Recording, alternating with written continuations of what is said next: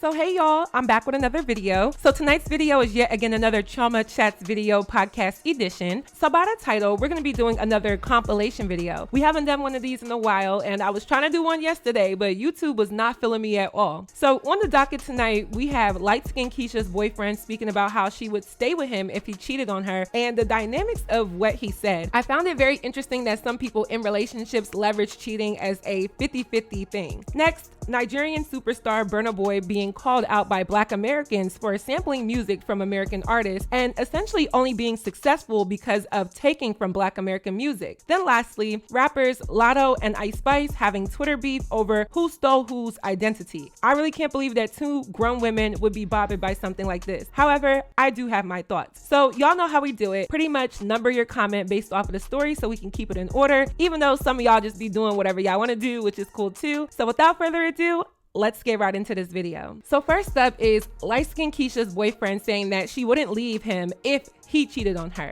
Now this clip is from their podcast. They have a podcast that they post on their YouTube channel called The Vangos. Correct me if I'm pronouncing it wrong, but I didn't know that they had a podcast. I never watched it, but this clip did circulate on the blogs and Twitter, and it's interesting. So before I play the clip, I do want to say that I don't think it's wrong for people to have these podcasts that discuss gender dynamics. I feel like it's only annoying because people are using it to guide the way that they go about dating and interacting with the opposite gender. We are all way too different to take one person's words as Bible. I actually enjoy hearing what men have to say about women and vice versa. I don't take it so hard, and I definitely don't take it all into consideration because a lot of these nakers are actually very misogynistic, but sometimes it is interesting because men and women do think very differently. I feel if both genders had an understanding about how we truly are, maybe the world would be a better place. Maybe not. But in this clip, LightSkin Keisha's boyfriend is basically saying that if he cheated on her, she wouldn't leave. And she is so animated and astounded that he would believe that she would stay with him after infidelity. And from their facial expressions and their raw reactions, it's just pretty interesting. Let's take a look. Go for what? No, let's talk about it. Put it out on the table. You're not gonna leave me if I cheat on you. You're stupid. You're not leaving. Stupid. You're not leaving You're me if I cheat on you. stupid. You're not. You're stupid. You're not leaving You're me. crazy. I've been with you so long. Okay, try it. Try it. We'll see. You're not leaving me if I cheat on you. You're crazy. You want to cheat on me? You're not leaving me. Do you want to cheat on me? I don't want to cheat on you, but you're not leaving me if I cheat on you. You're crazy. And the thing about it is I don't spend too much money for I you don't to give a live. fuck. That's your problem. Because guess what? I'm not even going. Let me tell you something. You cheat, I'm not even finna be on no rah rah da da da. I'm gonna be so player. I'm gonna be so player about this shit. I swear, like I'm not even gonna be like, motherfucker. I'm not doing none of that crazy bitch shit. I'm going to literally leave in the middle of the night like a thief in the night. I'm telling you, you're gonna come home one day and think everything is goddamn good, and my shit is gonna be gone. I don't believe that. You're never gonna be able to locate I me. don't believe that. Okay, I'm the one. you the one that's about to get left, nigga. So that was indeed interesting. There's three things that stood out to me. Number one, the audacity. How can you tell your partner that they wouldn't leave you for cheating? I think that this is unhealthy. I mean, clearly these two have been together for a while. I don't keep up with her. I don't follow her, but I did watch her interview on the podcast show that Michael Rennie Jr. and Gianni Paolo do on YouTube. Their podcast is called The Crew Has It, and it's actually really good. They probably have one of the best podcasts out right now. But she did an interview with them a while ago, and she basically explained her journey into acting in her career and how she ended up on the show Ghost. LightSkin Keisha plays Bruchandria Carmichael on the show Ghost, and actually I just got into Ghost. I'm all caught up on the seasons, but I didn't start watching it until last season aired. Halfway through that season, I went back and watched season 1 and 2, and now I'm definitely a Ghost fan. But in that podcast, she talked about how she was barely making any money when she used to work at Topgolf. This was before she came up, and she was driving so far to get to work every day that she was just barely making it. So the funny videos of LightSkin Keisha from when she was coming up that were in her car, that would be from when she would drive to and from work and have so much time because she said she was driving so far. She also mentioned that her boyfriend was definitely a support system because he and her came up together to get to where they are at now. So she definitely spoke highly of this man, and I do remember her saying this even though I watched the podcast like a month ago, if not longer. So back to this clip, I think it's very audacious to assume that your partner wouldn't leave you for cheating because cheating is probably the #1 deal breaker. Cheating is not a 50-50 thing. Cheating is not a flaw. It's not a circumstantial thing. There really shouldn't be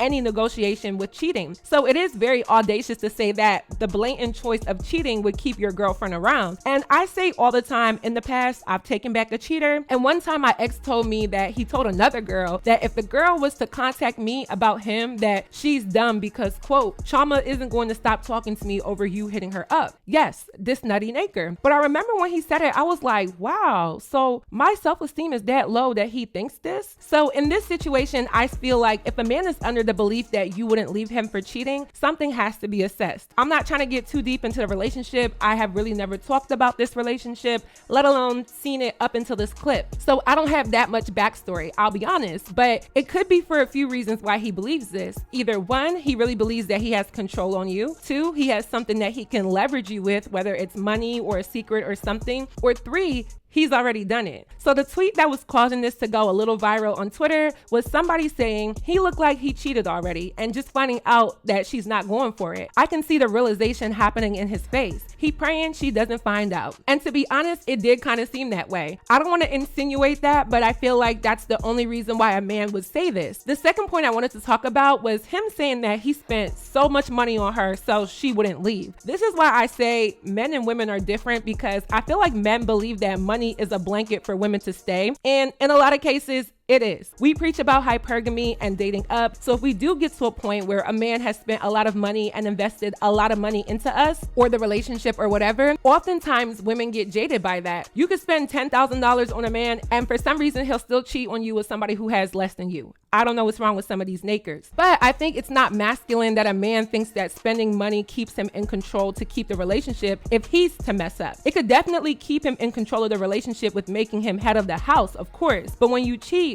what does money really mean unless you're willing to stay for money only as a woman? The third thing I noticed was her reaction. Like I said, she was so astonished and astounded, and I didn't like how she gave him the game plan of what she would do if she found out he was cheating. You basically just told him A through Z how you would react, so he's already preparing to combat you. I do agree if your man cheats, be upset about it, but definitely be a thief in the night and leave when he least expects it. But the fact that she is so animated and seeing what she'll do kind of makes it sound like she'll do all that extraness just to stay. But he even said that he didn't believe that. And I know I should get on him for saying that because it is very weird, but I truly do believe that he believes that she wouldn't leave him for that. I think it also goes to show that I feel like a lot of men are buying their relationships now. And I'll say that this probably spiked during COVID when somehow everybody became rich all of a sudden. That's when I saw scammers become like contenders in the types of men that girls go for. And I'm not talking about everyday girls, I'm talking about the social media world of women. These girls tend to go for athletes, rappers, and now all of a sudden scammers have made their way onto the list. And I'm not calling her boyfriend a scammer, I'm just saying for the men who make their presence about money, which is usually the scammers, they buy their relationships most of the times. I feel like it was very corny for him to think that spending money and buying designer purses and all of these things means that he has ownership of her. That is very weird to me. Cheating is a choice. Remember that cheating is a choice. Nobody forces people to cheat. Nobody makes people cheat. Cheating is not a character flaw. It is a choice, and it is very much abuse. If your man thinks that you won't leave him for cheating,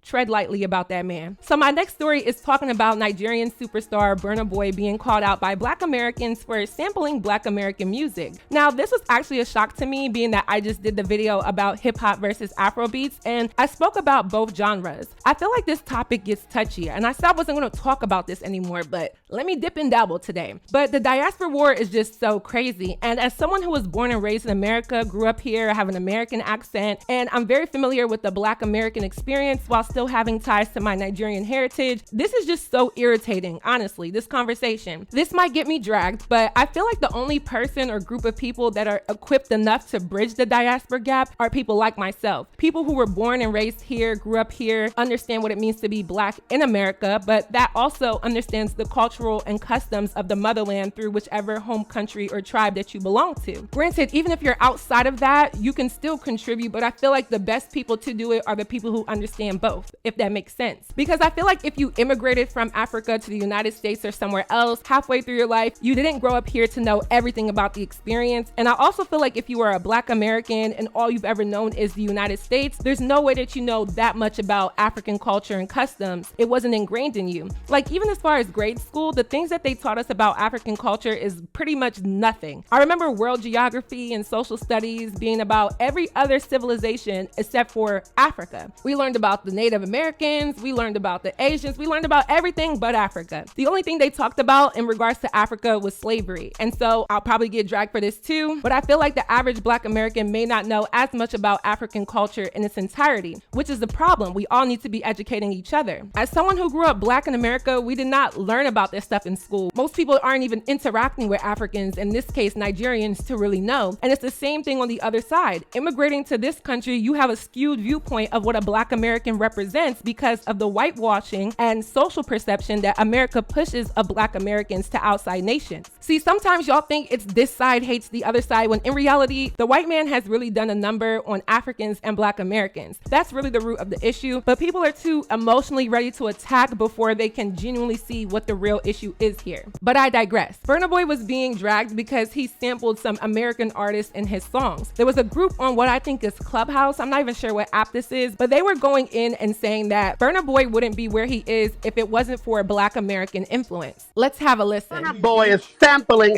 American music. No, shut up. The only, hold on. We don't give a fuck. You shut up. The only reason why he's relevant is because he's sampling. Burna Boy is sampling American music. No, shut up. The only, hold on. We don't give a fuck. You shut up. The only reason why he's relevant is because he's sampling. Provoking, I know. Even Burna Boy has admitted to it because all his music samples only Black American artists like Tony Braxton and Brandy. That's you guys participating in our culture. In fact, Burna Boy is the first African in all history to sell out a stadium. If you didn't know, think he babbling. our music. So this was actually crazy to me because I didn't know that people actually really felt this way. I do think it's fair to say that he does sample from different artists. I mean, he sampled from African artists like Fela. He definitely sampled Tony Braxton. And in his most recent song, he just sampled Brandy. So for context, I wanted to share some Black American and or hip hop artists who have sampled some of their big songs from African artists. So first, J. Cole, he is a rapper, of course, and in his song Can't Get Enough featuring Trey Songz, this was his fourth single off of his debut album in 2011. The instrumental samples Paulette by the Guinean dance music orchestra called Bala Ese Baladins. They are a Guinean band that was popular in the 1970s. Correct me if I pronounced that wrong. Also, Jay-Z. Big Pimpin' is probably one of his most well-known songs. Jay-Z sampled the flute on Kusara Kusara, a song by Egyptian composer Hassam Ramzi, which is a tune from the 90s, and the original song is a track composed by Bali Hamdi in 1957. So Timbaland produced Big Pimpin', and both Jay-Z and him were sued by the copyright owner for illegally replaying portions of the original. Now, the lawsuit was dismissed 8 years later in favor of Jay-Z. However, with Big Pimpin' being the most successful song from that album, I bet nobody knew the sample came from African influence. Lastly,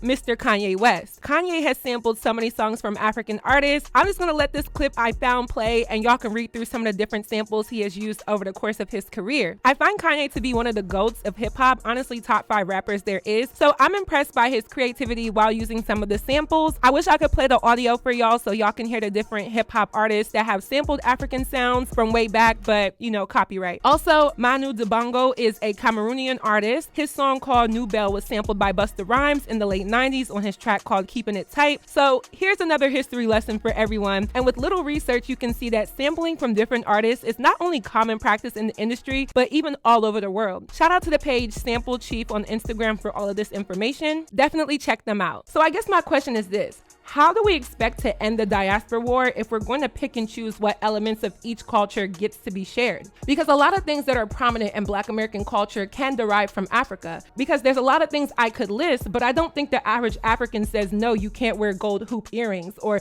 no, you can't use a drum, or no, you can't get Fulani braids. So how do we expect for this to alleviate itself if both sides are going to continuously say that they want to be us, or they're not original, or we did it first, or we did it better, or you wouldn't be anything without us? And in all honesty, I don't think either side could thrive without the other. I think it's unfair to say that Burna Boy wouldn't be who he is without Black American influence. I do agree that his look right now is derivative of what is popular in America with rappers, but his music isn't. Even in the song Sitting on Top of the World, it features 21 Savage. And I feel like these types of collaborations actually help the diaspora more than hurt it. I see it as both can coexist actually happily if people actually shut the hell up about this type of BS. It's fair to point out the facts, but why be mad about it as if people's intentions are to steal or take or discredit? I guess my question is, if we're talking about originality, if you're sampling an artist from, let's say, the 70s or whatever, are you now unoriginal for that even if you sample from somebody within your same ethnicity? Like, where's the line drawn about originality? Is it only wrong when you sample something from another culture? And I get the idea of appropriation, but people have to use the term cultural appropriation appropriately. Cultural appropriation is taking from someone's culture and calling it your own and not giving homage to where it derived from. And from my understanding, I've never seen Burna Boy do such a thing. I think a lot of this is stemming from Burna Boy selling out the Citi Field this past weekend. He became the first African artist to ever sell out a US stadium, which I think is measuring how much influence he actually has. And there's this argument that if it wasn't for Black Americans, Afrobeats wouldn't be popular, but I definitely disagree. I feel like it wouldn't be as popular in the United States, yeah, but globally, Afrobeats really is really popular. And it's even getting popular here in the States as well. Like I say, I hear it on the radio all the time now. I don't know, I feel like the diaspora war is something that may not go away in my lifetime. I told myself I wouldn't talk about this on my YouTube channel anymore because I feel like I can't be honest about stuff without getting shamed and called biased. I don't really care. I see richness, value, and a lot of great things in both cultures. And the reason why I can say that is because I genuinely grew up with both. I think Afrobeats music and the influence of African culture is really expanding because I see it, not because I'm biased. From Afrobeats to Amapiano, I mean, it's really gotten really big. And I've seen a lot of hip hop artists also enjoying it. It was a clip that I saw of Busta Rhymes vibing to Burna Boy at his concert, and I saw it on Instagram and I was happy. He looked happy. And it's good when both cultures can enjoy each other's music and other cultural customs. And yes, I know Busta Rhymes is a Jamaican, but he does appeal to the American market as a hip hop artist. I really don't get why this is a problem. The white man really did a number on all of us. So our last story is about two female rappers having this petty beef. I don't even know if it's a real beef, but a petty beef on Twitter about who is original and who has an identity. So on one side, we have Latto, who is from Atlanta. Latto has been rapping for a very long time. I watched her on the show, The Rap Game. I remember watching her on YouTube when I was like in middle school sometime. I've been knowing who Latto is since her Miss Mulatto days. I genuinely think Latto can rap, and y'all know I'm a critic, but I do think she can rap. Her 777 album to me was a bit underrated because there's not that many female rappers that's gonna put out projects that show different types of music and still make a good song. There was a clip that I saw on Instagram a while ago. I wish I could find it, but Latto was performing and she was like on her knees, banging on the ground like she was in an R&B video. And someone said Latto does not have one song that would make her feel like this. And I'm like, I don't think people have actually listened to her projects because that Sunshine song is actually really good. With Lil Wayne and Chance the Rapper, I mean, they did their thing. So I think that was the song she was performing, but yeah, she does have other music outside of what is the norm. You just have to listen to it. Same thing with Meg Thee Stallion. She does have music that is out of what you would know her for, but unless you go listen to it, you're gonna chalk her up to just being one type of vibe, which I think for both of them is actually fair because what these girls are most known for is what is mainstream, so it does make sense. On the other hand, we have Ice Spice. She's out of New York. She's been up and coming, and I guess she already came at this point for real. Ice Spice has been out for a year now, and she's just taken the female rap game by storm. Nobody saw her coming in. Nobody thought that she would be this big. I know I didn't, I'll be honest, but Ice Spice has kind of proven that she can do numbers. She has a huge fan base. She's likable, and she's gonna keep dropping music and staying in everybody's face. Now, do I think Ice Spice is a better rapper than Latto?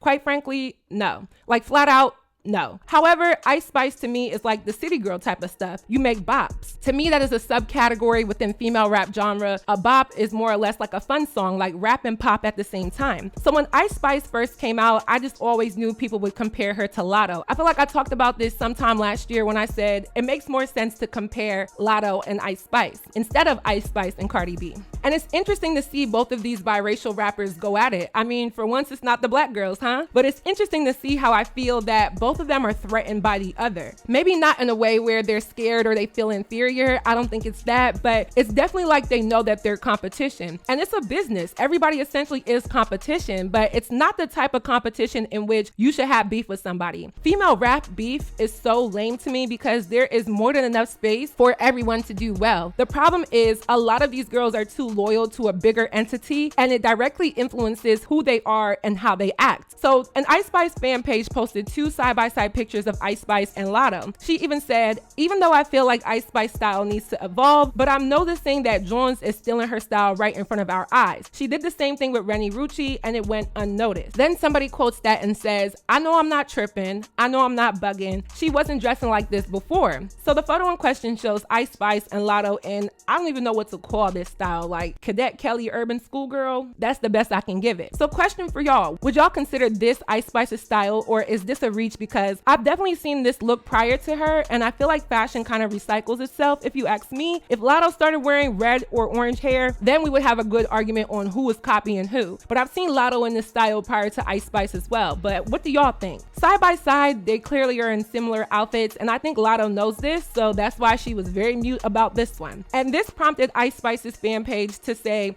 no identity, as they posted this TikTok of Latto, and then Ice Spice tweets, I hate Jones with no identity. Then someone says, they stealing yours, and Ice Spice came back and said, can't. So Latto never responded, as she really shouldn't, because if I have one word, actually I can't even do one word. If I had 3 words to describe this situation, I would say childish, juvenile, and corny. I don't understand why the fans and the blogs are trying to put these 2 girls against each other. Like, what is their real beef? Somebody tell me, because I don't think they really have beef. I think the internet is just the internet. The blogs really expedite and exasperate these issues between artists. The fans create narratives and then it becomes Bible, when in reality it is completely fiction. So what I saw most people say is that Ice Spice has never addressed this type of controversy about any other person up until this point, and ever since she got her 2 features with Nicki Minaj. Now people are saying all of a sudden she's a little bit more mouthy. And to that I say this could be true. I mean, we all know that Nicki Minaj and Latto don't like each other. And it does seem like, okay, now that I'm on, I might start getting a little bit audacious. In one of my videos from a few weeks ago, I spoke about the situation of Ice Spice, JT, and Lil Uzi. And I said that Ice Spice posted a picture of her and Lil Uzi right after the rumor was out that JT was mad about Lil Uzi talking to Ice Spice. After doing some further research, I don't think that was the reason, but I feel like if you know you're trending for a rumor like that, why even feed into it by posting a picture with your alleged assailant? Like, she knows what's going on. Ice Spice isn't stupid. She probably sits on the internet just as much as the rest of us, and she knows what narratives are being spun, and she'll play into them because everybody's doing it for clout. Let's be real. She's just rich and likable, so that's what it is. I honestly feel like Nicki Minaj and Latto should just let it go. I don't understand how Nicki Minaj would do a song with Ice Spice and not Latto. I mean, it's completely up to her, but if we're talking about who can actually deliver a song with better bars, I would prefer to see Nicki and Latto collaboration over Nicki and Ice Spice. I love the 2 records that Nicki and Ice Spice have done. I like Princess Diana and I like Barbie World. Both are great. Y'all know I like anything pink, but I don't know what the root of the real issue is with Latto and Nicki Minaj. Initially, when it all happened, I feel like Latto sent Nicki Minaj an array of songs for her to feature on, and Nicki didn't want to do the feature, or maybe she just didn't like the songs. And if I remember correctly, it seems like Latto was saying, hey, I'll just send you something else, and Nicki never really liked it. And I'm not sure why, because Nicki has features with way worse artists. Let's be real. Like, she just did a song with the Pound Town Girl, and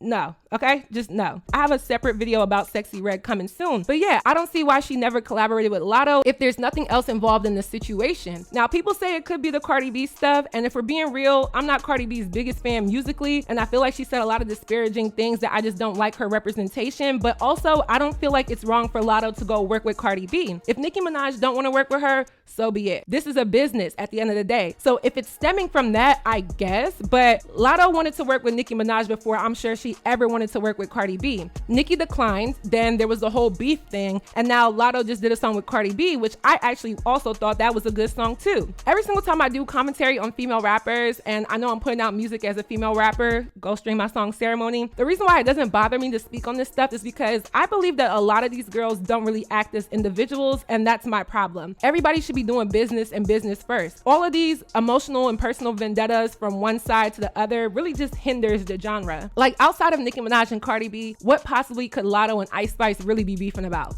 Nothing. They don't even know each other. Everybody is just a famous stranger to the other one, if we're being real. Female rap beef is tiring. The only thing these girls need to be doing is doing business. And that's the only thing I'm gonna respect. The tweets, the shade, and the back and forth on both sides. Let's just keep it cute and get in the booth, ladies. So that is it for this video. I hope you all enjoyed. Please let me know your commentary on my commentary down below. What do you think? What do you know? Let me know. If you haven't already, go stream my song Ceremony. It is out on all platforms. The link is down below. And I have new music dropping this month, so go ahead and stay tuned for that. And lastly, don't forget to follow me on all of my social media networks, and I will see y'all in my next video. Bye, y'all. Nigga crying, laugh at him like a hyena. Like, damn, what you saying, daddy? Yeah, I know I got it, fatty. Pussy talking to him, talk my shit, yeah, I be getting catty. Play with me, I bet you won't. Daddy on his chest, and now he calling me a stethoscope.